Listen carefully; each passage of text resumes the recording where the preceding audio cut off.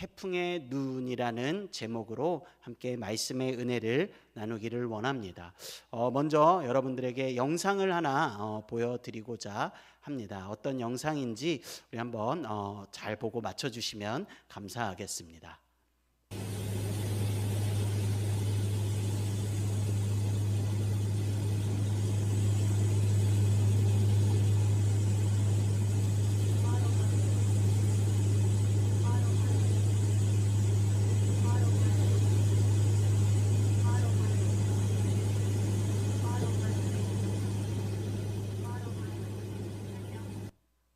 네, 제목에서 이미 답을 다 알고 계실 텐데요. 무엇이죠?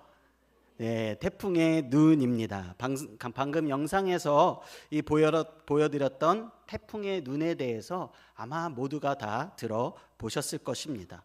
이 위성 사진을 보면은요, 우리 사진도 한번 보여주시겠습니까? 저렇게 동그랗게 가운데 텅 비어 있는 공간이 있습니다. 그리고 그 주변에는 이 회오리 바람이 불고 있지요. 태풍의 바깥은 초속 수십 미터를 이렇게 하는 강풍과 폭우가 몰아치고 있지만 그 중심인 태풍의 눈에 들어가면 놀랍도록 바람 한 점 없고 그리고 맑고 고요한 날씨가 펼쳐지는 것을 우리가 볼 수 있습니다. 오늘 저는 이 비유를 빌려서 요한복음 12장에 우리에게 보여주시는 한 가지 장면을 함께 나누어 보고자 합니다. 다만 우리가 말하는 고요는 감정이나 마음의 상태가 아니라 그냥 잠잠해지는 정도가 아닙니다. 성경이 말하는 참된 평안은 문제가 사라졌다라는 그런 평안이 아니라 문제의 한복판 속에서도 하나님과의 관계가 무너지지 않는, 하나님 때문에 누릴 수 있는 이 평안을 나누고자 함인 것입니다. 우리의 인생도 마찬가지입니다. 수도 없는 태풍과 같은 폭우와 강풍이 몰아칠 때가 있습니다. 삶의 폭풍이 정신없이 휘몰아칠 때가 있습니다. 거센 바람과 파도에 휩쓸려 갈 때가 있습니다. 때로는 넘어지고 지쳐 쓰러지기도 하는 것이 바로 우리의 모습입니다. 하지만 오늘 우리는 이 폭풍우를 뚫고 들어가는 특별한 여행을 한번 떠나보고자 합니다. 우리가 찾아갈 그곳은 바로 다름 아닌 예수 그리스도인 것입니다. 세상의 모든 혼돈과 소음 속에서 오직 예수님만이 우리의 진정한 평안과 고요가 되어주시는 태풍의 눈이 되어주신다라는 것입니다. 오늘 말씀을 통해서 우리의 삶의 폭풍 한가운데서 주님 주시는 평화를 발견하시는 귀한 은혜가 있기를 주님의 이름으로 축복합니다. 첫 번째는 이 베다니의 잔치인데요. 새 생명 얻은 자의 삶이란 어떠한 것인가를 오늘 본문은 잘 보여주고 있습니다.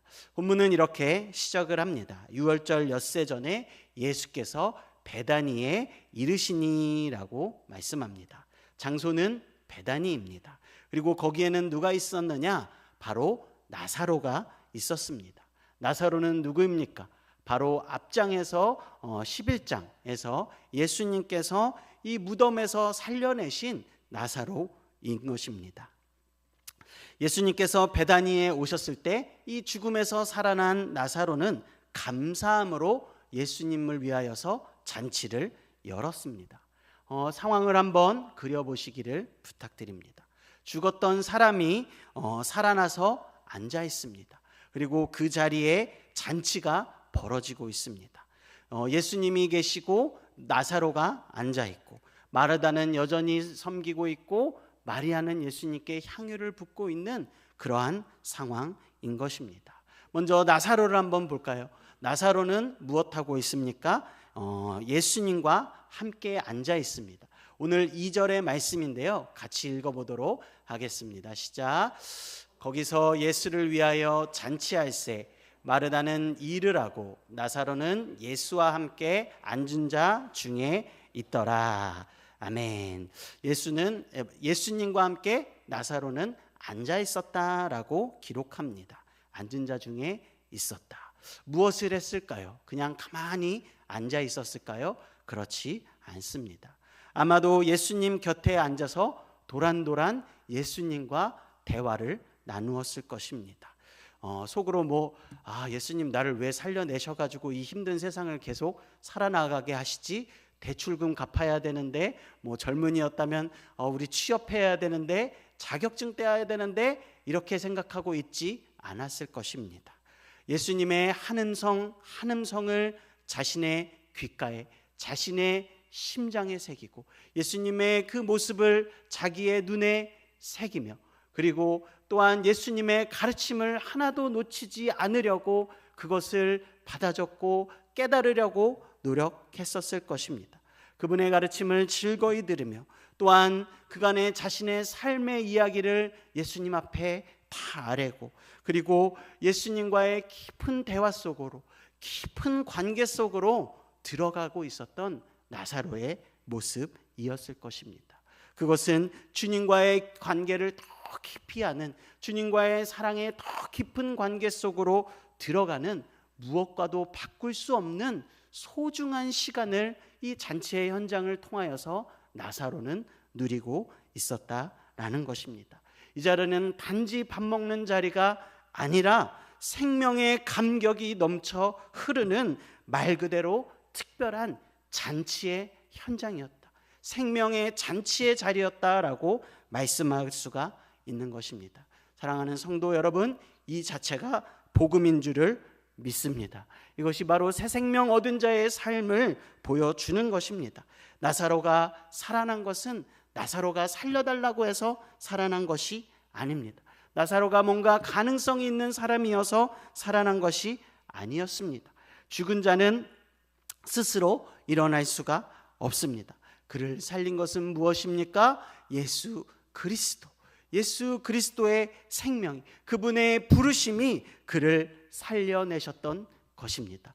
이것이 바로 은혜인 줄을 믿습니다. 생명 얻을 수 없는 자가 예수 그리스도로 말미암아 생명을 받아 누리게 되어지고, 이제 그분과의 깊은 관계 속으로 들어가는 것, 그분과 연합하여 살아갈 수 있는 은혜를 누리는 것, 그것이 바로 귀한 은혜요 복음인 줄을 믿습니다. 그렇기에 이 베다니의 잔치는 평탄한 그런 잔치자리가 아닙니다. 은혜가 만들어낸 새로운 생명의, 새로운 삶의 잔치의 현장인 것을 오늘 우리가 발견할 수 있는 것입니다. 오늘 이 귀한 잔치가 예수님과 함께 누리며 예수님과 더 깊은 관계 속으로 들어가시는 잔치가 우리 성도님들의 삶 속에 넘쳐 흐르시기를 간절히 축복합니다. 그렇다면 마르다는 또 무엇을 하고 있었습니까? 마르다는 그 뒤에 보면 부지런히 음식을 준비하며 일을 하였습니다. 어떻게 일을 했을까요? 투덜거리면서 일을 했을까요? 불평하며 원망하며 비교하며 그렇게 일을 하고 있었을까요? 아닙니다. 기꺼이 주님께서 이 가정에 주신 축복 때문에, 주님께서 주신 이 귀한 생명 때문에 이 마르다는 기꺼이 감사와 기쁨으로 헌신하며 나아갔을 것입니다. 이것이 새 생명 얻은 자의 두 번째 모습을 보여주는 것 같습니다.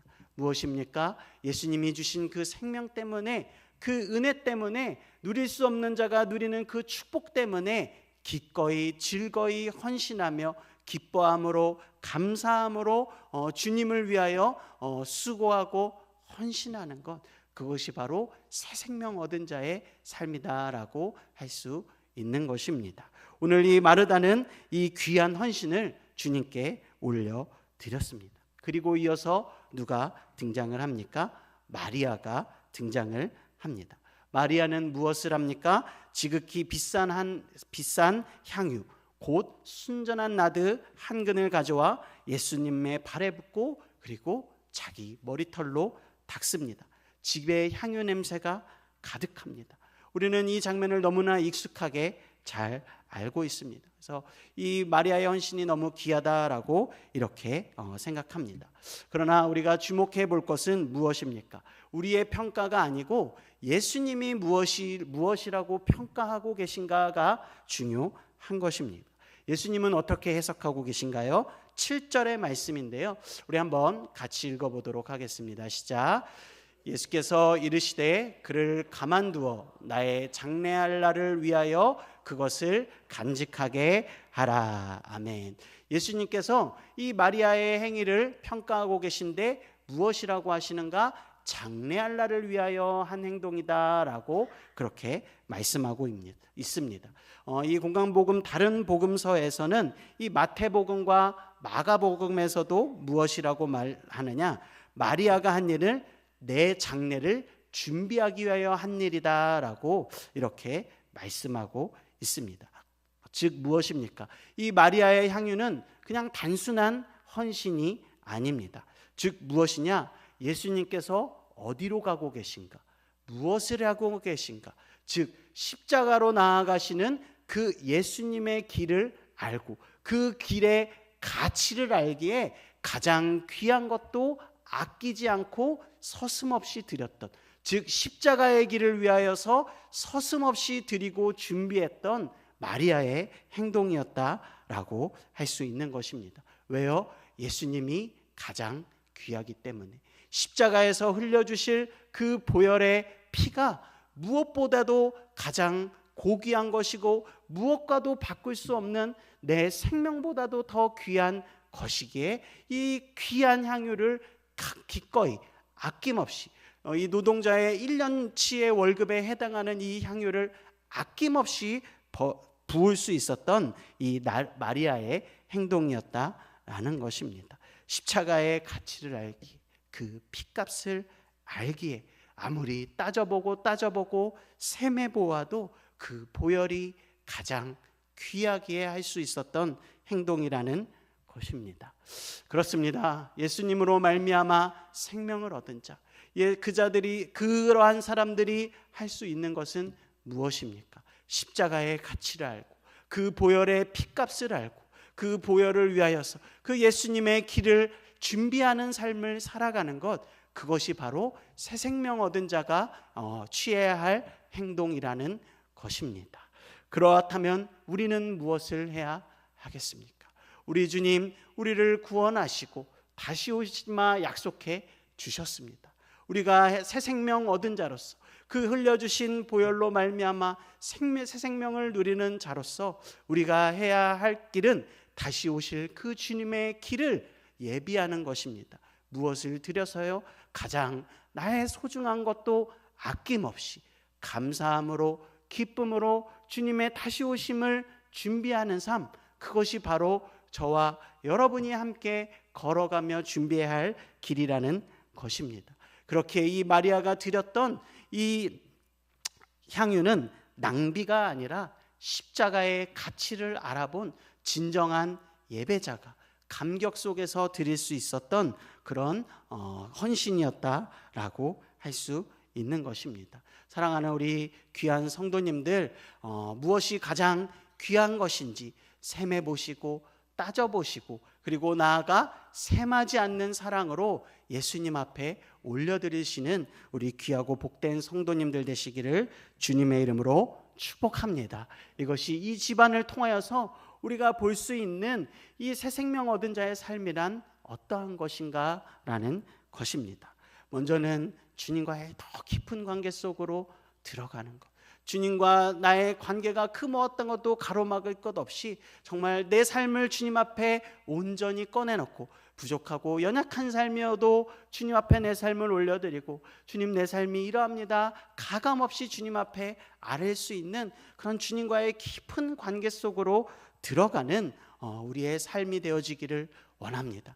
그리고 그 감격 때문에 그 주님과 누리는 그 기쁨 때문에 감사함으로 기꺼이 즐거이 헌신하며 나아가 그 주님의 오실 길을 예비하며 내가 조금도 아끼지 아니하고 주님께 내어드릴 수 있는 다시 오실 길을 예비할 수 있는 그런 우리 귀한 잔치가 벌어지는 우리 귀하고 복된 송원교회 되시기를 주님의 이름으로 축복합니다. 우리 이 새해 가운데 우리 성도님들의 올 한 해의 삶이 나아가 우리의 평생의 삶이 그와 같은 삶이 되어 날마다 주님과의 잔치를 벌이시는 귀하고 복된 삶이 되시기를, 그네가 있으시기를 간절히 축복합니다. 두 번째입니다. 두 번째는 그렇다면 이 새 생명을 얻은 자들에게 다가오는 고난이 있다라는 것입니다.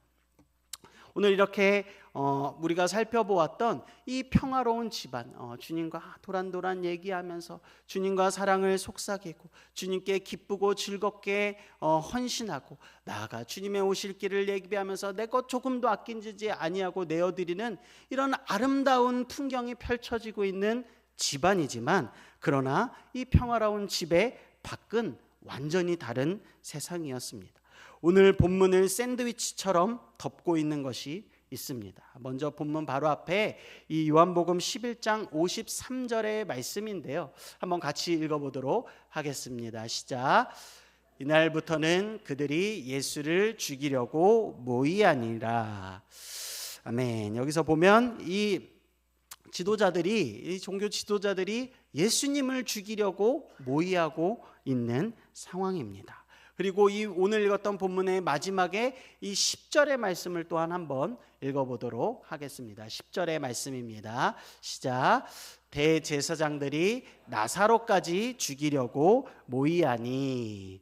네, 그렇습니다. 오늘 이 평화로운 집을 둘러싸고 있는 현실은 어떠합니까?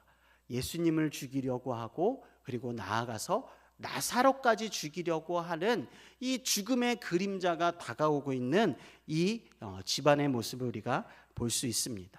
평화로운 잔치의 분위기이지만 먹장구름이 태풍이 몰려오고 있는 이 집안의 현실이라는 것입니다. 이 11절의 말씀도 한번 같이 읽어보기를 원합니다. 왜 죽이려고 합니까? 11절인데요. 시작. 나사로 때문에 많은 유대인이 가서 예수를 믿음이러나. 그렇습니다. 나사로는 무슨 잘못을 한 것이 아닙니다. 그는 단지 죽었었습니다. 그리고 예수님께서 그를 살려주셨습니다. 예수께서 살리셨다라는 이유만으로, 곧 예수님의 놀라운 축복을 받았다는 이유만으로 죽음의 위기 가운데 처해 있었다라는 것입니다. 우리의 삶도 마찬가지입니다. 우리가 예수를 믿기 때문에 우리가 손해를 보아야 하고, 예수 믿기 때문에 때로는 욕을 먹어야 되고, 또 예수 믿기 때문에 때로는 우리가 정말 힘든 위기의 상황 가운데, 고난 가운데에 처해야만 하는 것이 또한 이 새 생명의 축복을 얻은 자들의 현실일 때가 있는 것입니다. 사람들은 예수님을 악행을 저질러서가 아니라 오히려 예수님을 죽은 자를 살리는 놀라운 기적을 행하셨기 때문에 죽이려고 하는 것을 우리가 볼 수 있습니다. 종교 지도자들은 자신의 기득권을 잃을까 봐 예수님을 죽이려고 하고, 나아가 나사로를 죽이려고 하고 있는 이 모습을 보여주는 것입니다. 축복이, 은혜가 오히려 고난과 박해를 불러오고 있는 이 모습을 우리가 볼 수 있다라는 것입니다. 예수님을 따르는 것, 그 부분 안에서 새 생명을 얻는 것만으로도 사실 세상은 우리를 공격할 이유를 찾습니다. 성경은 예수님을 믿는 사람들을 공동체에서 쫓아내고 출교하고 죽이려고 했던 당시의 상황을 잘 기록하고 있습니다. 그리스도의 축복을 받는 자는 예수님과 함께 고난도 겪어야 함을 강조하고 있다라는 것입니다. 로마서 8장 17절은 말씀합니다. 자녀이면 또한 상속자, 곧 하나님의 상속자요 그리스도와 함께한 상속자니 우리가 그와 함께 영광을 받기 위하여 고난도 함께 받아야 할 것이니라. 아멘. 사람들이 예수님 때문에 모여들자 이렇게 죽이려고 하고 있는 이 고난의 현장을 우리가 볼 수 있다라는 것입니다. 나사로도 죽이려고 하고 있는, 예수님 때문에 나사로도 죽이려고 하고 있는 이 모습을 우리가 볼 수 있는 것입니다.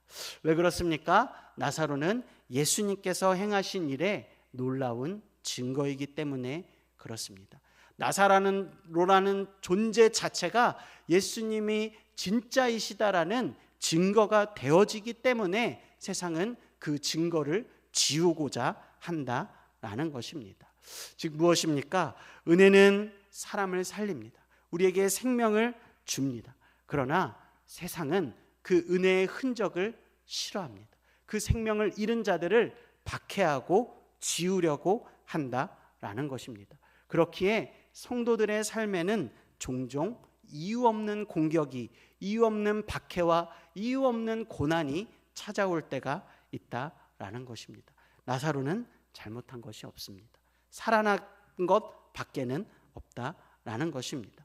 나사로가 가짜였다면 공격할 이유가 없습니다. 그러나 그는 진짜였기 때문에, 진짜이신 예수 그리스도였기 때문에 진짜로 새 생명을 얻었기 때문에 공격의 대상이 되었다라는 것입니다. 우리도 마찬가지입니다. 저와 여러분은 예수님 안에서 진짜 새 생명을 얻은 귀한 존재인 줄로 믿습니다. 그렇기에 때로는 우리에게 알 수 없는 고난과 박해와 눈물 흘려야만 하는 그런 상황들이 찾아올 때도 있다라는 것입니다. 우리에게 예수 그리스도의 생명이 있기 때문에 그런 것입니다. 한번 떠올려 보십시오. 세상이 저기 어디 가가지고 불교를 공격하자 이렇게 하지 않습니다. 세상에 어디 저기 가가지고 이슬람을 한번 무너뜨려 보자라고 그렇게 이야기하지 않습니다. 그러나 우리 기독교는 수많은 공격과 박해를 당하고 있는 것이 또한 사실입니다. 왜 그렇습니까? 우리가 진짜이기 때문에 그렇다라는 것입니다. 예수의 참된 생명을 부여받은 우리가 진짜이기 때문에 이 고난과 어려움이 우리 가운데 찾아올 수 있다라는 것입니다.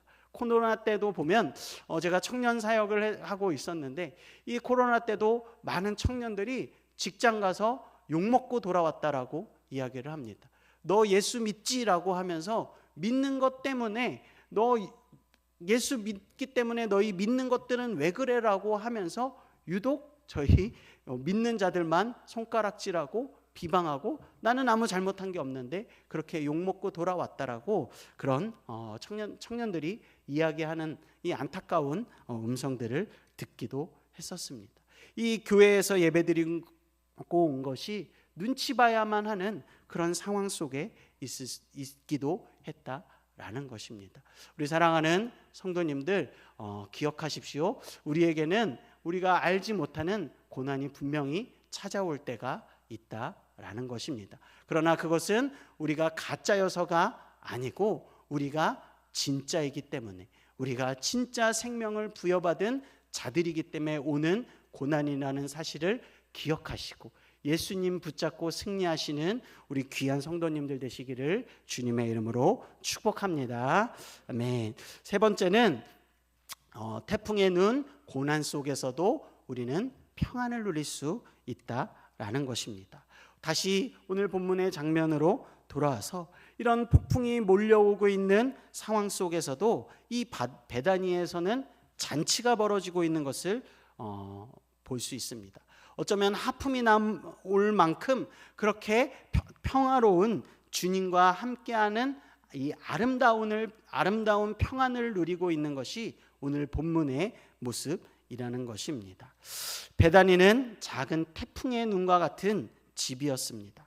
바깥은 점점 거칠어지고 종교 지도자들의 반대는 점점 커지고 예수님과 나아가 나사로까지 죽이려는 음모는 가까워지고 있었습니다. 그러나 이 집에 누가 계셨습니까? 바로 예수님께서 계셨습니다. 그렇기에 고요와 평안함이 있었을 것입니다. 한 가지 주목할 것은 이 잔치가 열리는 시점이 언제인가 하는 것입니다. 이것은 바로 유월절 엿새 전에 열리는 잔치입니다. 예수님은 지금 십자가를 향해 걸어가시는 이 길목 앞에서 이 집에 들르신 것입니다. 이것이 굉장히 중요하다라고 할 수 있겠습니다. 우리는 평안을 내가 사정이 좋아졌을 때, 내가 가지고 있는 것이 많을 때, 소유해서 우리의 평안을 찾으려고 할 때가 있습니다. 그러나 예수님께서 우리에게 보여주시는 것은 우리의 존재가 어떻게 달라졌는가를 먼저 깨닫게 하시고, 그 존재 안에서 우리 예수님이 어디로 가고 계신지로 그것을 연결시키시고 있는 것을 볼 수 있는 것입니다. 예수님은 베다니에서 가장 따뜻한 환대를 받으십니다. 그러나 그 발걸음을 멈추지 않으셨습니다. 예루살렘으로, 십자가로, 죽음의 자리로 예수님은 걸어가셨다라는 것입니다. 주님과 함께하는 자리에 분명히 고요가 있습니다. 그러나 그 고요는 현실을 피한 고요가 아닙니다. 십자가로 향하시는 그 예수님 곁에서 누릴 수 있는 진정한 고요와 평안이라는 것입니다. 즉, 이 교회에 폭풍이 없다가 아닙니다. 오히려 폭풍이 가까워질수록 주님 곁에 고요가 더욱더 선명해지는 그 은혜를 우리가 누릴 수 있다라는 것입니다. 그렇다면 예수님은 왜 이 폭풍을 피하지 않으십니까? 왜 잔치의 따뜻함의 자리에 머무르지 않으십니까? 답은 분명합니다. 예수님은 우리를 살리시기 위하여서 더 큰 폭풍 속으로 기꺼이 걸어가 주신 것입니다.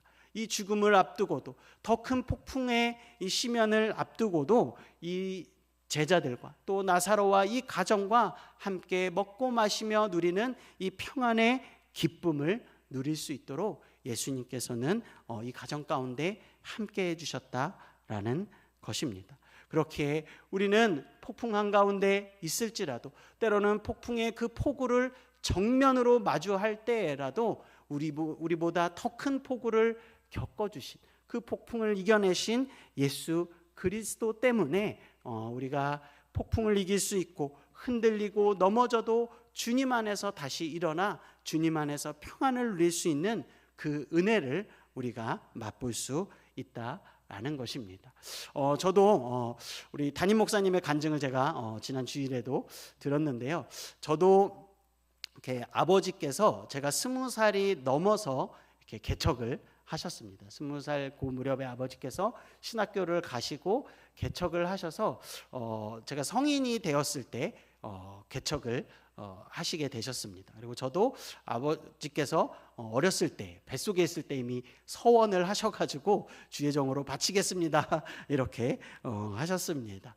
근데 이제 아버지의 이 개척 생활을 제가 성인이 되어서 보게 되었는데요. 그래도 이제 믿음이 있다, 믿음이 좀 자랐다 이렇게 생각을 해서, 물론 개척교회 힘들겠지만 그래도 하나님이 은혜 주시겠지, 하나님이 평안 주시겠지라는 이런 믿음으로 아버지, 어머니, 저 이렇게 세 식구가 개척을 하였습니다.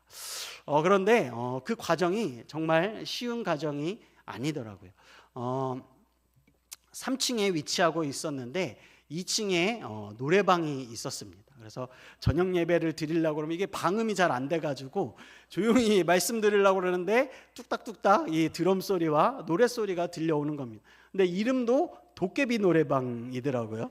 그래서 도깨비와 싸워야 하는, 더 빡세게 기도를 해야 하는 그런 현실 속에 있었습니다. 근데 이 노래방의 단점이 또 무엇이냐면 술들을 마시는 거예요. 그러면은 술 취해가지고 2층하고 3층을 착각해가지고 술 먹고 들어오기도 하시고, 그래서 철문을 닫아놓으면은 앞에다 대변도 보시고 소변도 보시고, 새벽 예배드리라고 문 열어보면 여지없이 안에 그 분비물들이 문 앞에 이렇게 놓여져 있기도 이렇게 하기도 했습니다. 또 이렇게 셋이서 개척을 하다 보니까 다 믿음 없는 분들만 이렇게 전도해가지고 또 이렇게 같이 예배드리고 이렇게 되어지는데요. 믿음이 없으시니까 이렇게 헌금도 많이 하시지 않겠죠. 헌금. 그러니까 재정적인 어려움도 있습니다. 그래서 정말 눈물로 기도해야 할 때가 있었고요.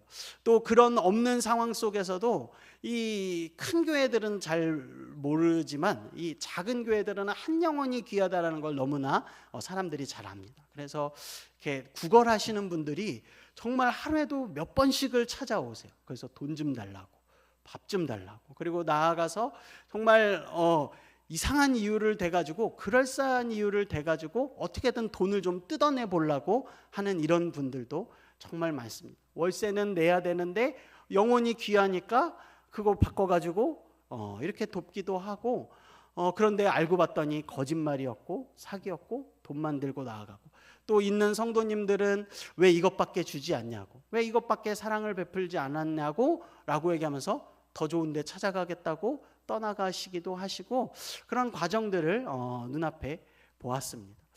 정말 힘들고 어려운 길이구나라는 것을 느끼고, 아버지와 어머니가 정말 눈물로 맨날 기도하고 계시는 그런 모습들을 수도 없이 보았습니다. 정말 힘든 길이었지만 그럼에도 기도의 자리에서 하나님께서는 은혜를 더하여 주시고 다시 일어날 새 힘을 분명히 부어주셨습니다. 낙심하고 좌절하고 포기하고 싶고 내려놓고 싶지만, 그러나 하나님께서 기도의 자리 가운데, 찬양의 자리 가운데, 또 말씀을 묵상할 때 위로하시고 힘주시고 그 사명의 길을 끝까지 달려갈 수 있도록 하나님께서 은혜 베풀어 주시는 것을, 다시 일으켜 세워주시는 것을 경험할 수가 있더라라는 것입니다. 그렇습니다. 예수 믿기 때문에 우리는 손해보아야 되고 알면서도 속아줘야 되고, 때로는 박해 가운데, 때로는 아픔 가운데 놓여질 수도 있는 우리의 모습이 되어질 수도 있습니다. 그러나 분명한 것은 우리가 주님 앞에 있을 때, 우리가 주님을 붙잡을 때 더 큰 은혜로 우리를 붙잡고 계신 주님께서는 우리의 피난처가 되어주시고 요새가 되어주시며 다시 일어날 힘을, 은혜를 얼마든지 부어주셔서 뚫고 나갈 수 있는 믿음의 돌파력을 주시는 우리 주님이시라는 사실을 꼭 기억하시는 우리 귀하고 복된 모든 성도님들 되시기를 주님의 이름으로 축복합니다. 사랑하는 성도 여러분, 오늘 말씀을 정리하고자 합니다. 오늘 나사로의 이야기를 통해서 우리가 먼저 세 가지를 살펴보았습니다. 먼저는 새 생명 얻은 자의 삶이란 어떠한 것인가, 예수님과 더 깊은 관계 속으로 들어가며 그 감격 때문에 기쁨과 감사함으로 기꺼이 헌신하며 나아가 주님 오실 길을 얘기하는, 주의 길을 기꺼이 예비하는 그런 삶으로 살아가는 것, 그것이 바로 우리의 삶입니다. 그리고 나아가서 우리 가운데 폭풍우도 찾아올 수 있다라는 것입니다. 기꺼이 폭풍우가 찾아오지만 태풍의 눈이 되어주시는 주님 앞으로 피할 때 주님께서 우리의 요새가 되어주시고 피난처가 되어주신다라는 사실인 것입니다. 그렇다면 2026년 새해를 맞이하시는 우리 성도님들은 어디에 서 계십니까? 지금 혹시 폭풍의 자리에 서 계십니까? 아니면 평안하고 고요한 자리에 서 계십니까? 혹시 이 폭풍의 자리에 서 계신 성도님들 계십니까? 그럴 때 기억하십시오. 우리 주님께는 진정한 평안이 있다. 우리 주님 안에 참된 평안을 누릴 수 있다라는 사실을 꼭 기억하시는 우리 성도님들 되시기를 바랍니다. 다니엘을 기억하십시오. 왕이 나 외에 다른 것에 절하면 사자굴에 가두겠다라고 이야기를 합니다. 그 왕의 조서에, 칙령에 이 조서에 사인이 찍힌 것을 알고도 이 다니엘은 기도를 멈추지 않았습니다. 어떻게 됩니까? 상황은 나빠집니다. 사자굴에 던져지게 됩니다. 그리고 그곳에서도 다니엘은 기도했습니다. 어떻게 되어집니까? 하나님께서 천사를 보내셔서 사자의 입을 봉하여 주셨습니다.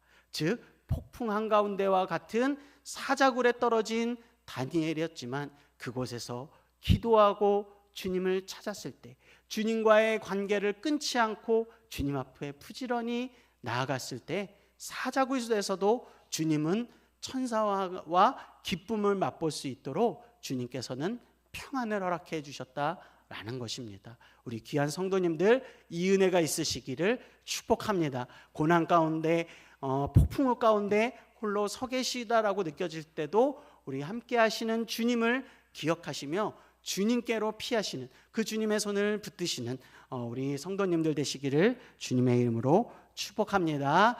또한 혹시 평안의 자리, 태풍의 눈과 같은 평안의 자리에 또한 놓여 계시는 우리 성도님들이 계십니까? 문제가 없는 시기를 겪고 계십니까? 나는 다 즐거운데, 나는 다 잘되고, 나는 다 행복한데 라고 이 생각하고 계신 우리 성도님들 있습니까? 태풍의 눈 한가운데 있는 것과 같습니다. 우리는 진짜 예수님의 새 생명을 받은 자로서 얼마든지 폭풍우가 우리에게 찾아올 수 있다라는 것입니다. 인생의 폭풍이 찾아올 수 있고 예수 믿기 때문에 겪어야 하는 이 폭풍이 얼마든지 우리 앞에 놓여져 있을 수 있을다라는 것입니다. 그렇다면 이 평안의 때 우리는 무엇을 해야 합니까? 주님과의 관계를 더욱 깊이 하시고 말씀과 기도로 무장하시고 열심히 예수님의 참된 제자가 되시는 훈련을 받으셔야 할 줄로 믿습니다. 요셉을 한번 떠올려 보시기를 바랍니다. 하나님께서 은혜로 요셉에게 이 풍년의 때가 7년 있을 거고 흉년의 때가 7년 있을 거야 라는 사실을 깨닫게 해주셨습니다. 풍년의 때를 누리는 7년 가운데 요셉은 무엇을 하였습니까? 풍년에 취해 있지 않았습니다. 게으르게 있지 않았습니다.